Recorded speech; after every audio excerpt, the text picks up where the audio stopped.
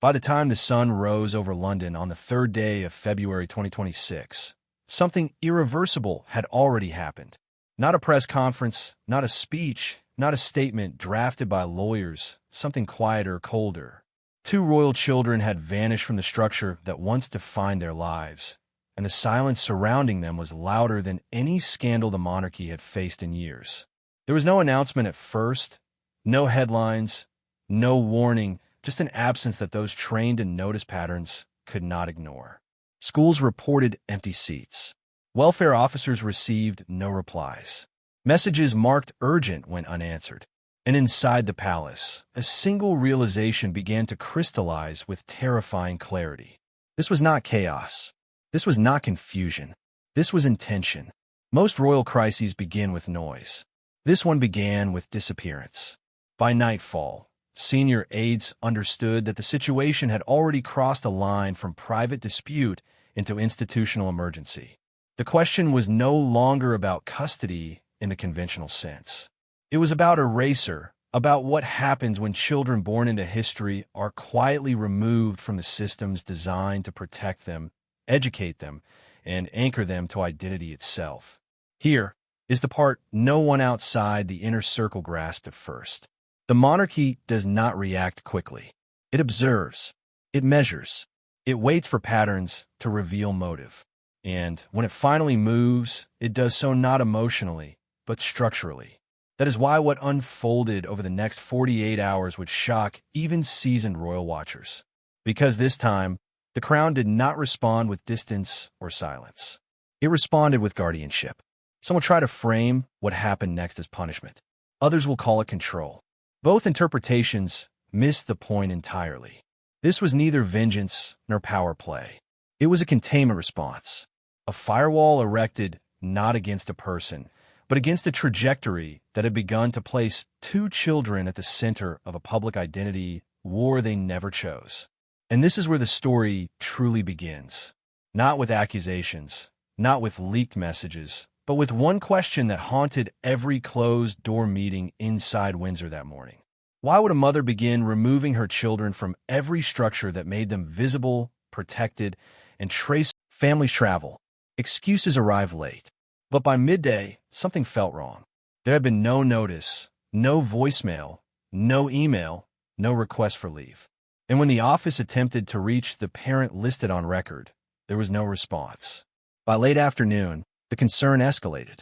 Another school confirmed the same absence. Another message went unanswered. A welfare liaison flagged the situation internally, attaching a subject line that would later echo through royal briefings on both sides of the Atlantic. No show, immediate concern. Still, this alone would not have triggered a crisis. Schools see disappearances that resolve themselves within hours. What changed everything was what followed. A quiet verification request was sent through the established liaison channel connecting the California schools to the United Kingdom-based Child Welfare Coordination Team assigned to the Sussex children. The response window closed without reply. Then the files were checked. No transfer paperwork had been filed. No forwarding school had been listed. No homeschooling declaration had been submitted. Medical records showed canceled appointments. Standing pediatric care had been terminated without explanation. And most unsettling of all, no alternative guardian or caretaker had been registered in the system. This was not an oversight. This was withdrawal. Professionals trained to assess risk patterns recognized the distinction immediately. Neglect is chaotic. It leaves mess. Paper trails half-finish. Emotional excuses. This did not. Every action was clean, silent, complete. Systems were not disrupted. They were deliberately exited. By the evening, the situation had crossed from administrative anomaly into safeguarding alert. Inside Windsor, a low-level notification was elevated, then elevated again. By the time it reached senior review, the language had shifted. Not absence, not delay, but disappearance from institutional oversight. The palace does not respond to speculation. It responds to verified patterns. And by the time the pattern was clear, it was already too late to pretend this was a misunderstanding. The withdrawal had not been accompanied by chaos. It had been accompanied by planning. Educational ties severed without transition. Medical continuity canceled without replacement. Communication channels blocked, not passively, but through explicit legal instruction. Emails from welfare officers were returned unopened. Calls went unanswered. Mediation schedules were quietly dissolved. Even the assigned court mediator received no reply. And then came the detail that froze the room when it was confirmed. A trust established for the children's education had been dissolved. Not paused, not restructured, dissolved entirely. The funds had been redirected away from any mechanism connected to institutional oversight in the United Kingdom. No public explanation accompanied the move. No alternative educational plan was registered in its place. For the first time, the question inside the palace shifted from what happened to why now. Timing matters in law. It matters even more in power. The withdrawal occurred days before scheduled legal proceedings concerning parental arrangements. Days before custody frameworks were due to be examined. Days before accountability would be unavoidable. And suddenly the silence made sense. This was not a mother protecting her children from attention. This was a mother removing her children from every structure that made them accountable to anyone but herself. Schools, doctors, mediators, trusts, each one removed with precision, each one erased without explanation. To those trained in child welfare, one conclusion became unavoidable. When a caregiver systematically removes a child from education, healthcare, and oversight simultaneously, the issue is no longer parenting style. It is risk of disappearance, risk of identity destabilization, risk of emotional harm that cannot be measured by a single event, but by the collapse of structure itself. And structure above all else is what the monarchy exists to preserve. This was the moment the issue stopped being personal. The children were no longer simply absent from school. They were absent from every safeguard designed to ensure their stability. And when children connected to the line of succession vanish from all formal systems at once, the Crown does not ask for explanations. It prepares for intervention. By the time night fell in London, the silent trigger had done its work. What began as empty chairs in a classroom had transformed into a question that no institution built on continuity could ignore. If no one could locate the children within the structures meant to protect them, then the structures themselves had to move. And that was when the palace realized this was no longer about a family disagreement. It was about preventing two children from being erased in plain sight. The emergency meeting was not scheduled. It was summoned. By the early hours of the following morning, the internal classification on the file had changed. What had begun as a safeguarding anomaly was now labeled an immediate custodial breach. That single shift in language altered everything. In palace protocol, words are gates. Once passed, there is no casual return.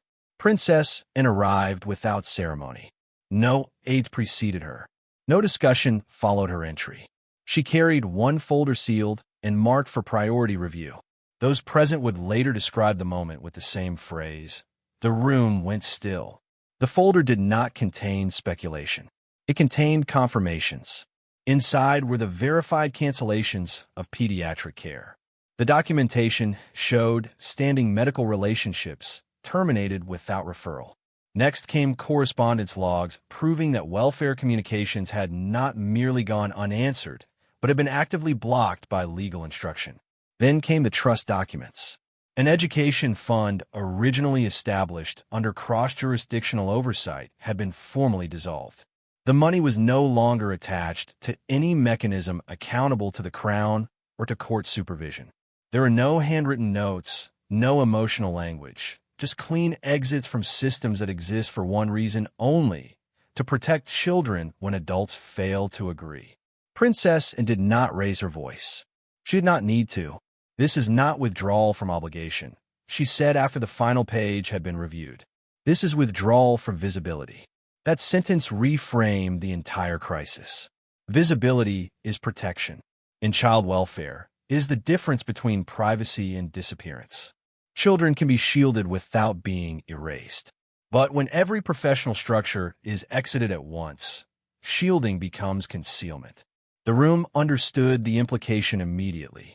If no school could confirm attendance, if no physician could verify care, if no mediator could document contact, then no institution could testify to the children's welfare. That vacuum was not accidental. It was engineered. One advisor attempted to soften the interpretation. Perhaps this was a temporary relocation. Perhaps legal caution. Perhaps fear of media exposure. Princess and ended the discussion with a single observation. Then why remove the trust? There was no answer to that. Trusts do not expose children to photographers. Doctors do not leak to tabloids. Mediators do not sell stories. These systems exist to protect the child, not the image. Their removal signaled a motive that had nothing to do with safety and everything to do with control. As the meeting progressed, another layer emerged.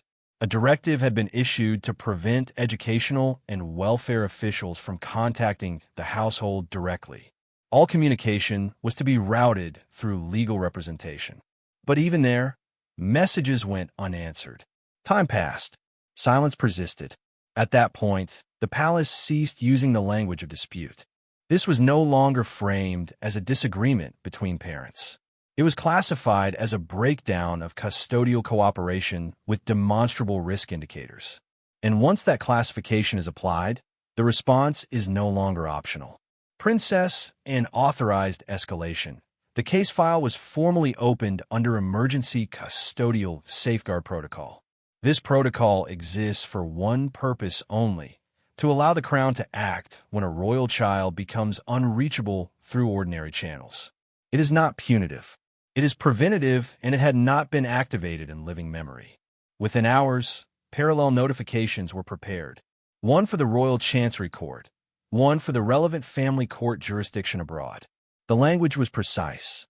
The allegation was not abuse.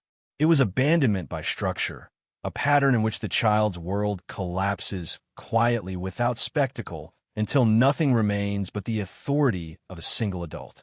And then came the sentence that sealed the shift from concern to action. She is not walking away from duty, Princess, and said. She is walking away from the children. That distinction mattered. Walking away from duty is political. Walking away from children is existential. It reframes every subsequent act, not as conflict, but as rescue. By mid-morning, the file had grown. Intelligence advisories confirmed that preparations had been underway for months. Agreements drafted, identities scrubbed, future plans outlined without reference to co-parenting frameworks. The language used was clinical. Maternal disassociation, strategic separation, brand isolation. These were not the words of a distressed parent. They were the terms of a rebrand. At that moment, the palace stopped asking whether intervention would appear severe. The only remaining question was whether delay would cause harm. And as the meeting concluded, one final document was placed on the table. It had arrived overnight, marked privileged and confidential. It outlined intentions that would not become public for some time, but its implications were immediate. The silence in the room returned because now the palace understood something far more troubling than absence. The children were not being protected from the world. They were being removed from it.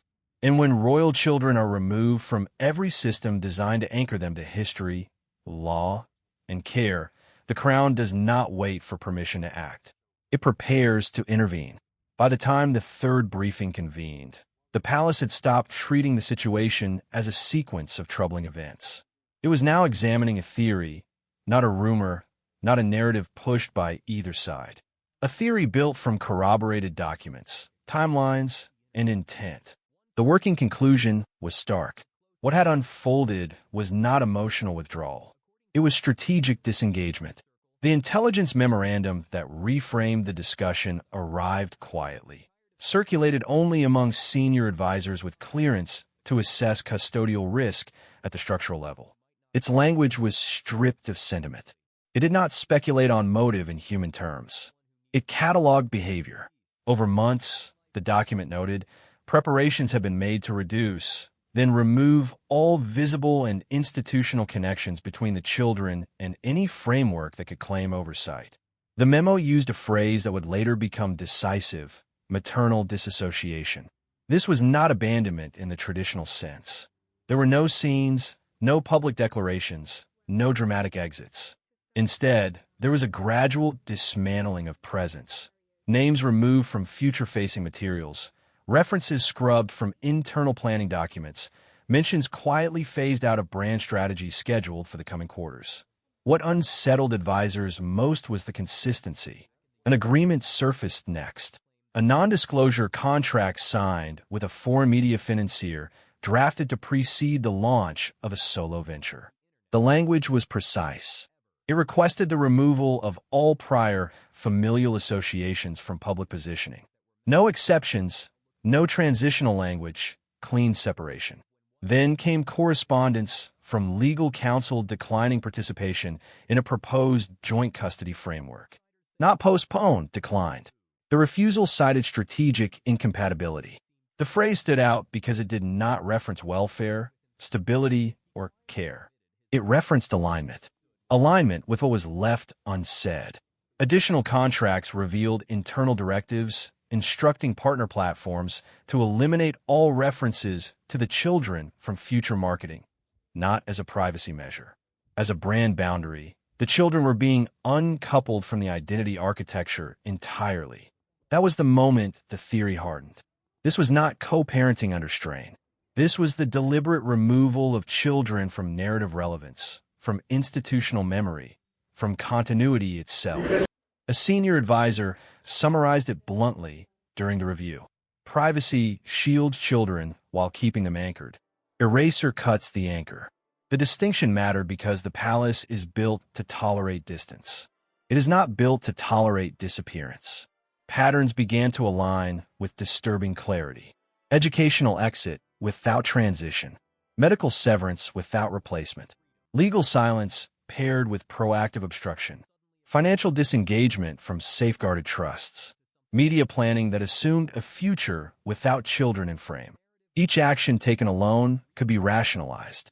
Together, they formed a trajectory, and trajectories are what institutions track. The theory was no longer hypothetical. It was supported by metadata, timestamps, and intent language. The conclusion reached was unavoidable.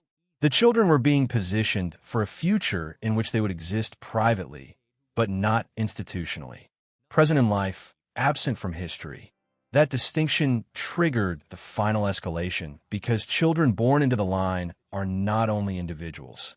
They are custodians of continuity they did not choose. The Crown's obligation is not to image, but to inheritance, emotional, legal, historical.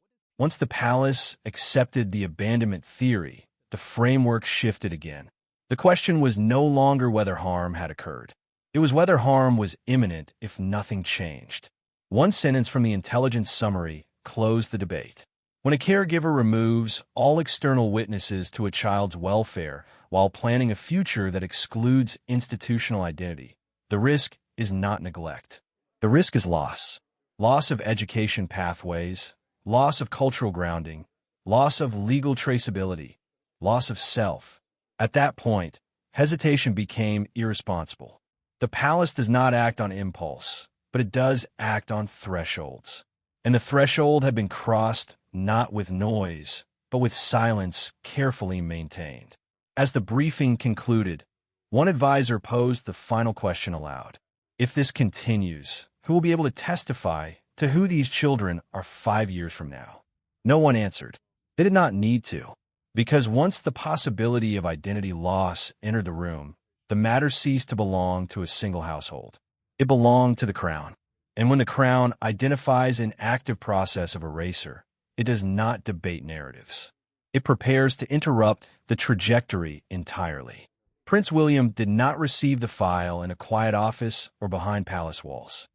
He was in the middle of a public engagement, seated at a long table surrounded by economic advisors, regional leaders, and cameras positioned for routine coverage. The briefing he was meant to deliver concerned trade stability and long-term planning. It never happened. Aides later said the interruption was brief, a note, a pause, a shift in posture that those who know him recognized immediately. Within minutes, he stood, excused himself without explanation, and left the room. No statement followed. No clarification was offered. By the time the summit resumed, He was already en route to Windsor. The red folder was waiting. Unlike earlier briefings, this one contained no summaries, no softened language, no recommendations. It was raw material. Timelines aligned side by side, legal refusals, financial withdrawals, intelligence assessments stripped to essentials. The final page was a synthesis, a single conclusion drawn from every verified strand. This was no longer a matter of parental conflict. William read without interruption. Those present later said he did not rush. He did not skim. He reached the final page, closed the folder, and remained silent for a long moment. Then he spoke. "This is not about her anymore," he said. "This is about whether two children are allowed to drift out of history." That sentence marked the point of no return. Until that moment, the palace response had been procedural. Safeguards activated, courts notified, files prepared. William's intervention transformed the situation from containment to command. He was no longer reviewing a crisis. He was assuming responsibility for its outcome. He asked one question: what happens if we do nothing? The answer was immediate and unanimous. If no action was taken, the children would remain legally traceable but practically unanchored. Their lives would unfold without institutional memory. Their identity would become narrative-dependent, subject to future reframing without verification or protection. That outcome was unacceptable. It was at this moment that the concept of structural guardianship entered the room, not symbolic involvement, not advisory oversight, structural control, a mechanism reserved for scenarios where continuity itself is threatened. The clause had not been invoked for generations.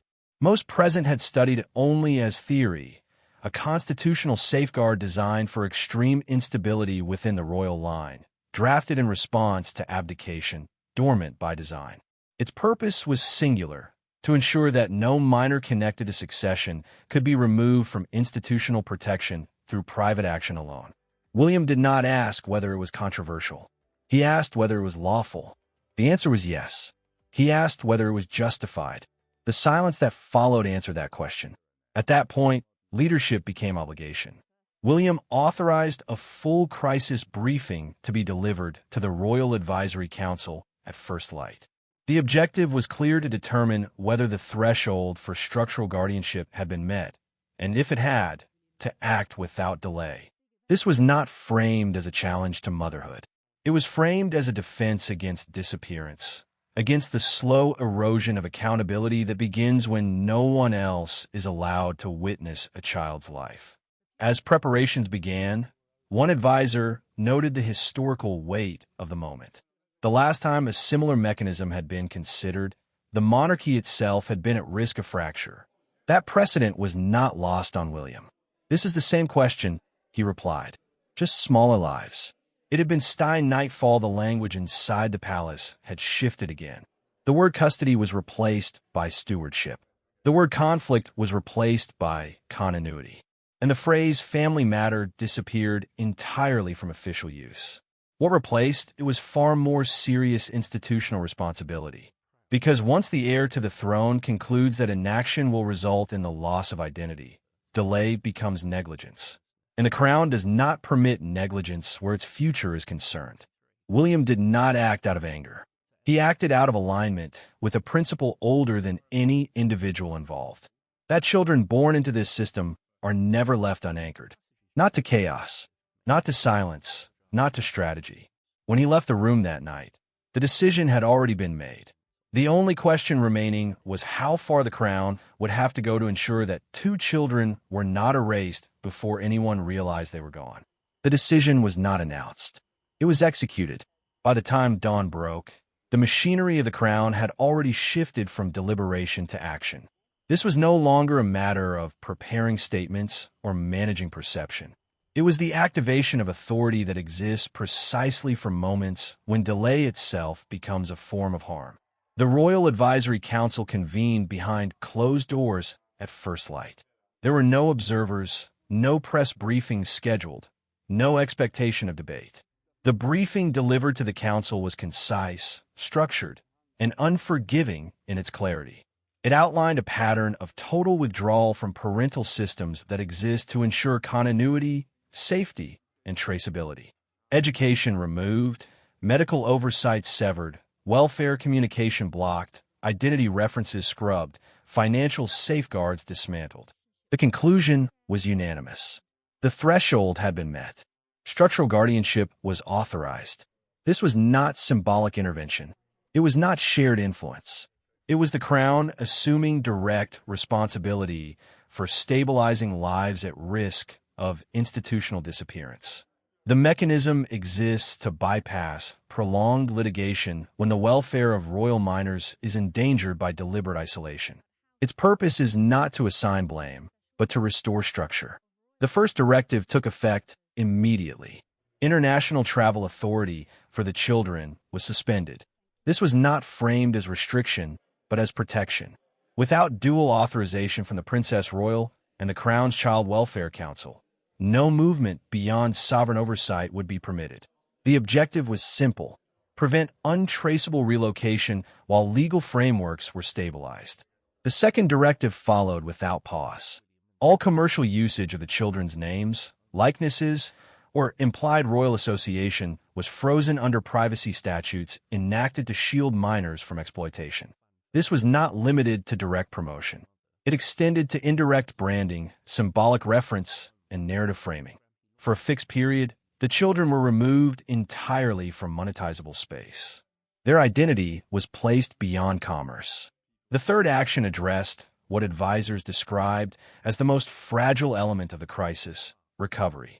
A restoration trust was established under Crown oversight, funded to ensure long-term emotional care, private education, and psychological reintegration. The trust was not discretionary. It was structured to outlast media cycles, legal maneuvering, and personal conflict. Its mandate was stability, not optics. Inside the palace, the phrase used to describe this phase was not punishment. It was firewalling, a barrier erected to prevent further damage while systems recalibrated. What mattered most was not how these actions would be perceived externally. It was what they achieved internally. For the first time since the silent withdrawal began, the children's lives were once again anchored to institutions capable of testifying to their welfare. Schools could report attendance. Doctors could verify care. Guardians could document presence. Witness returned. That was the point. When the Crown assumes guardianship, it does so not to dominate, but to ensure that no child's existence depends on a single narrative controlled by a single adult. Identity requires witnesses. Stability requires structure. History requires continuity. As the directives were enacted, downstream consequences began to unfold with speed that surprised even seasoned observers. Financial networks flagged accounts tied to structures no longer compliant with custodial authority. Licensing agreements paused. Platforms quietly adjusted metadata. Legal teams shifted from assertion to defense. But inside the palace, those ripples were secondary. The primary objective had been achieved. The children were no longer invisible to the systems designed to protect them. There were no victory statements, no declarations of triumph. Only a quiet acknowledgement among those involved that a line had been held. Because the Crown does not intervene lightly, but when it does, it intervenes completely. This was the moment the crisis moved beyond argument, beyond narrative, beyond persuasion. Control had not been seized for its own sake. It had been assumed to ensure that two lives did not drift into silence while adults fought over stories. And once that control was established, there was no ambiguity left about what would come next. The future of the children would no longer be shaped by absence. It would be governed by continuity. The consequences did not arrive with spectacle. They arrived with closure. Once the Crown assumed guardianship, the atmosphere shifted from urgency to permanence. This was no longer a crisis in motion. It was a new reality settling into place. Systems adjusted. Jurisdictions aligned. Authority redistributed without drama or apology. The most striking development was not what was announced, but what ceased. Communications stopped flowing outward. There were no counter-briefings, no emotional appeals, no reconciliatory overtures. Requests for clarification were met with procedural acknowledgement, then silence. The palace had moved beyond debate. In institutional language, the matter was considered stabilized. For Meghan, the isolation was immediate and absolute. Legal counsel issued a single, carefully worded response, invoking privacy and jurisdictional disagreement. It changed nothing. The core determination had already been made. Custodial influence was no longer a question of argument. It had been terminated by mechanism. Media partners recalibrated within days. Projects stalled, contracts paused, pending review. References quietly disappeared from descriptions, metadata, and promotional language. In private conversations across the industry, one phrase surfaced repeatedly: reputational risk. This was not punishment. It was consequence. The Crown had not accused. It had simply withdrawn recognition. And once recognition is removed, access collapses on its own. Harry attempted intervention. Those close to him later acknowledged that the realization arrived too late. Requests for temporary access were reviewed and denied on technical grounds. Travel limitations, housing instability, lack of independent infrastructure capable of supporting guardianship. Each factor alone might have been manageable. Together, they were disqualifying. A formal letter was delivered through secure channels. Its language was precise, unemotional, and final. Guardianship and protection now fall solely under Crown protocol. Further conditions for contact will be communicated if appropriate. There was no invitation to contest, only an outline of reality. Inside Windsor, attention shifted where it always does after rupture.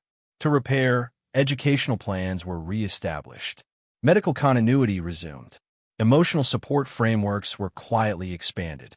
Professionals specializing in transatlantic displacement and identity disruption were brought in under long-term mandate.